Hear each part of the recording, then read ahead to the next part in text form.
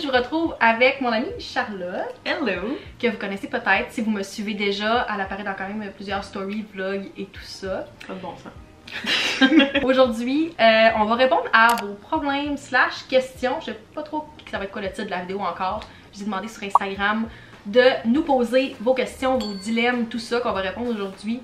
On est là avec notre petite coupe de vin. Oui, très festif. Très festif à quelques jours de Noël pour répondre à ça. J'interromps la vidéo ici quelques secondes pour vous parler du concours de la journée des 5 jours de Noël qui est en collaboration avec Opposite Wall. Donc si vous voulez remporter une carte cadeau de 150 $ pour magasiner chez Opposite Wall, je vais vous laisser toutes les infos dans la description. Ça va se passer sur mon Instagram comme tous les autres concours. Si jamais ça vous tente de magasiner sur le site d'Opposite Wall, je vais aussi vous laisser mon code promo qui va vous donner 25% de rabais sur votre commande dans les prochaines semaines. Donc n'oubliez pas d'aller magasiner avec ça si vous voulez gâter vos proches ou vous gâter dans les prochains jours. Donc je vous laisse toutes les infos dans la description et de retour à la vidéo. Voilà ma question. J'ai commencé le cégep à 23 ans cet automne suite à un changement de carrière. Je me demandais si vous aviez des trucs pour vous faire des amis au cégep et aussi petite twist, je me demandais si vous alliez retourner au cégep à votre âge actuel. Est-ce que vous feriez quelque chose différemment? Il y a deux questions à dire. C'est bon ça. C'est sûr que le truc d'amis au cégep, comme on dit tout le temps, c'est vraiment s'impliquer un peu, d'aller aux activités, les pré-drinks, les soirées.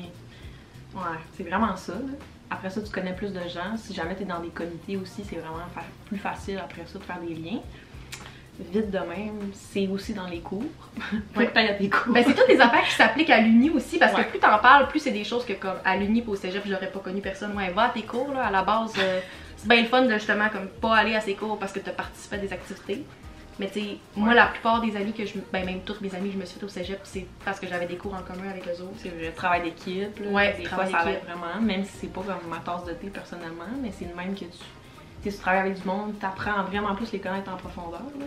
Ça part souvent de là, puis après, vous voyez, vous avez des points en commun, là, tu peux organiser quelque chose hors de l'école. Vouloir sortir de ta zone de confort, si tu vas juste à tes cours puis tu repars, tu risques de pas connaître grand monde. Fait que... Ouais, c'est ça qui est plus dur aussi, là, justement de se mettre out there. J'ai de la misère en français de dire ça, mais essayer. C'est pas gênant de te dire hey, tu veux ça aller étudier pour tel cours, puis on va prendre un café. C'est vraiment. C'est pas gênant. Tout le monde est dans la même situation, puis de toute manière, avec le post-pandémie aussi, c'est tellement rendu bizarre que je pense qu'il faut vraiment essayer. T'sais. Ouais. Et le pire tu dis, c'est non.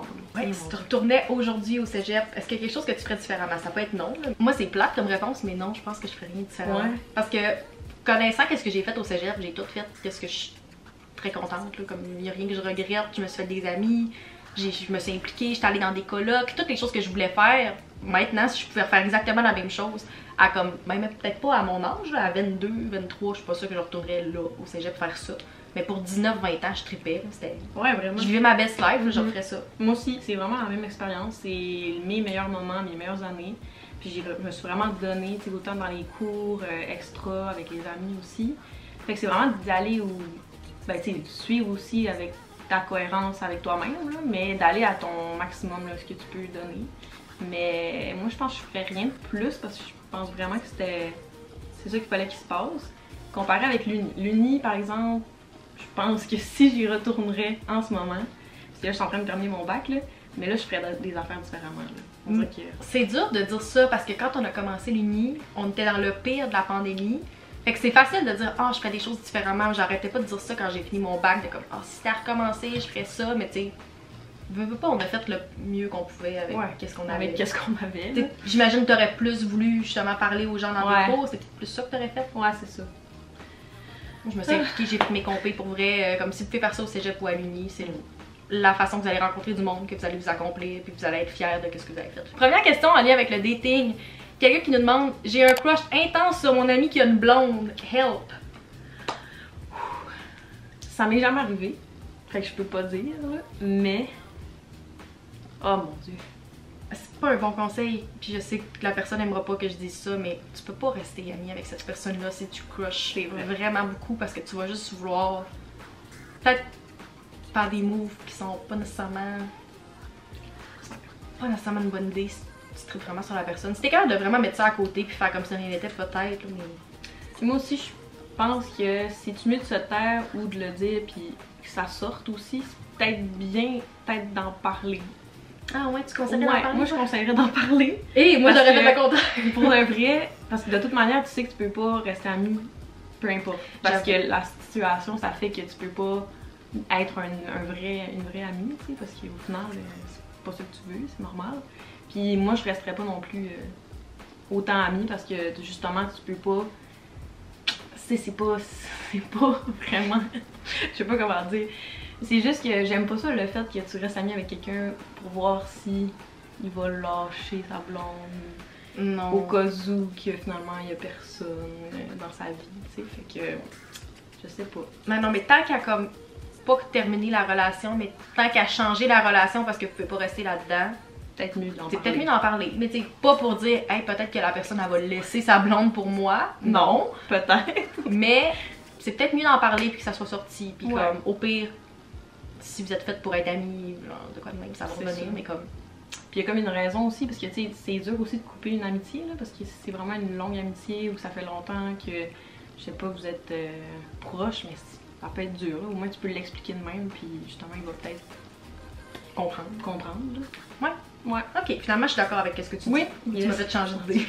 Il y a une personne qui nous demande comment gagner de l'indépendance de ses parents durant sa vingtaine. Vas-y.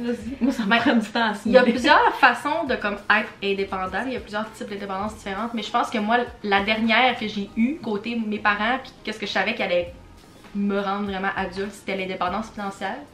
C'est plate, mais même si j'étais vraiment indépendante de mes parents avant ça, avant cette année, tant que j'avais encore cette attache-là avec eux, j'avais encore l'impression d'être leur fille ou que je leur devais quelque chose. Puis je suis vraiment devenue indépendante quand c'est moi qui payais mes factures, quand j'ai eu ma job à temps plein, quand je payais au complet mon loyer. On dirait que je pouvais pas être détachée. J'avais toujours de quoi que je redevais. Mes parents, ils me le remettaient dessus, mais ils savaient que j'avais un lien financier avec eux. Ouais, c'est dur ça aussi, là.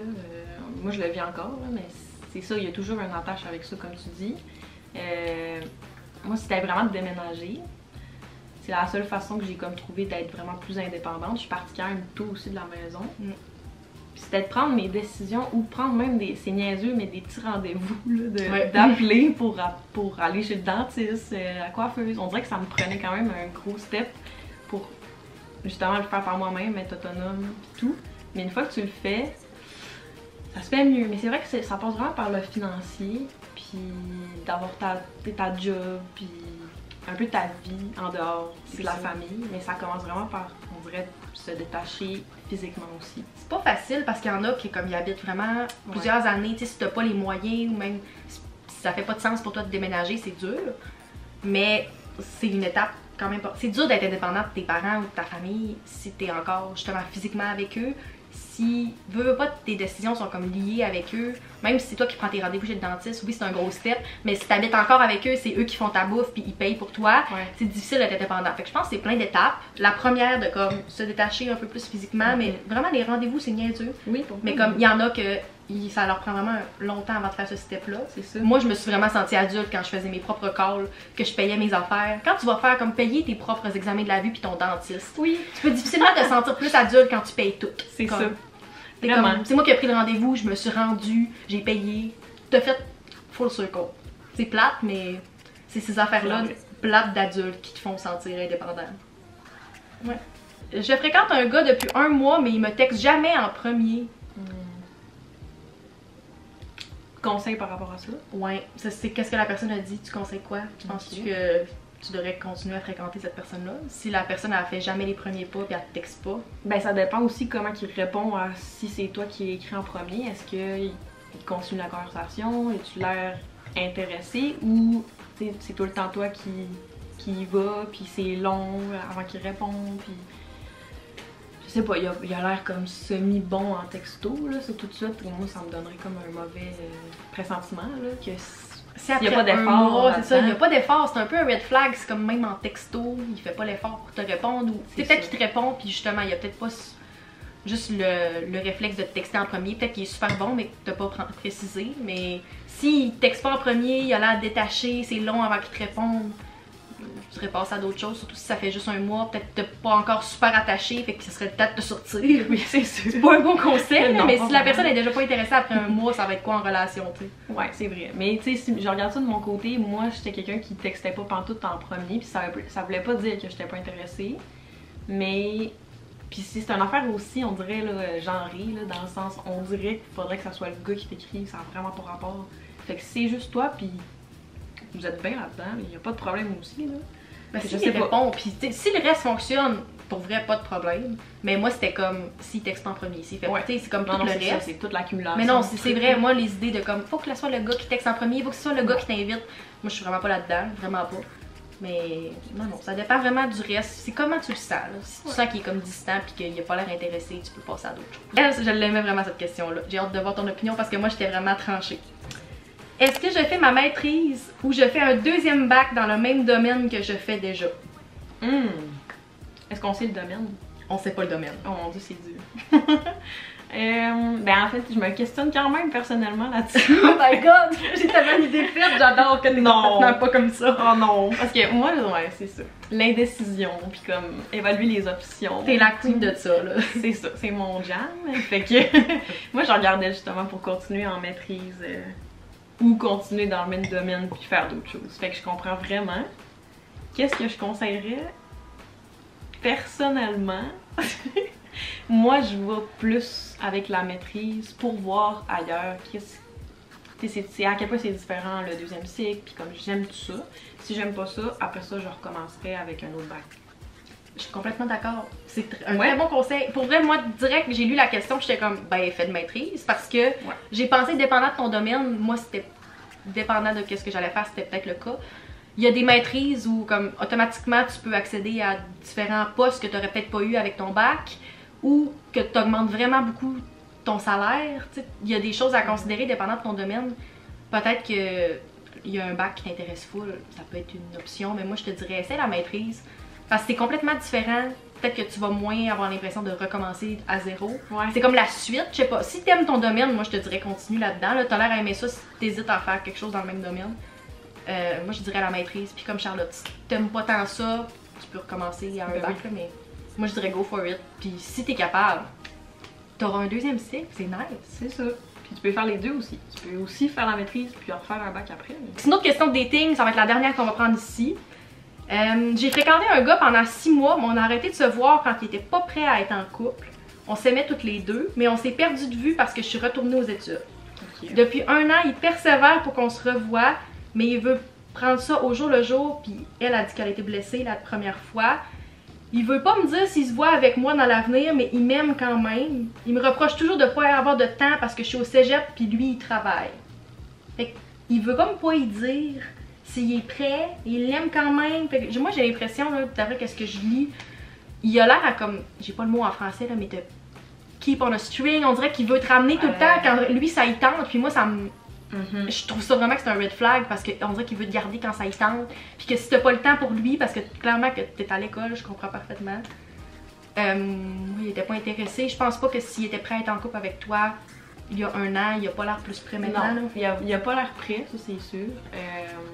Ce qui est plate parce que dans le fond tu vas te reblesser, c'est certain. Ouais, c'est ça. Puis il le sait en plus, fait que je pense qu'il sait que ça marche. Puis il continue comme tu disais, le garder de même un peu. Fait que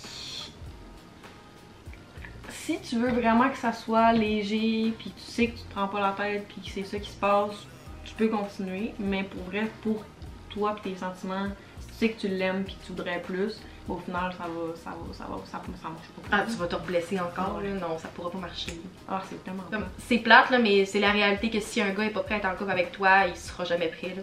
Non. Comme, on voit ça souvent, là. S'ils sont pas prêts pour toi, ça veut pas dire qu'ils seront pas prêts pour un autre, là, mais...